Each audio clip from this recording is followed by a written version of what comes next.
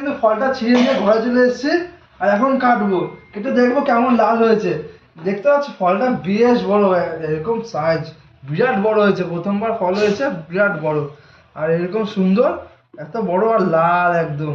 চলো একটু পোজ দেওয়া যাক।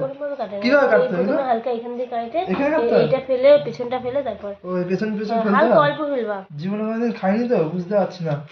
এই দেখো, ও সাদা, আমি ভাবছি লাল না, হবে। একটু কাটতে হবে বোধ না হয়। না, বেশি কাটতে হবে না, এটা না, এটা তো সাদা ফল, লাল ফল এ না। বাবা, লাল হয়তো। লাল হয়তো, হ্যাঁ।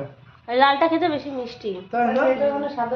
হ্যাঁ, সাদা হয় লাল হয়তো হয়। সাদা হয় লাল হয় বলে। যাই হোক, আমি তো দেখে ভেবেছিলাম লাল হবে, কিন্তু লাল না। অল্প ফেলবি। দেখো, একদম ছড়িয়ে পুরো ছড়িয়ে দিচ্ছে, বাহ। দেখো, এইদিকে লাল এদিকে সাদা, কি অবস্থা! আমি ভেবেছিলাম লাল হবে। হ্যাঁ, এটা মানে সাদা জাত। চলো একটু খেয়ে দেখি কেটে। বাহ, একদম বীজ বীজ বীজ বীজ ভর্তি, স্ট্রবেরির মতন। একটু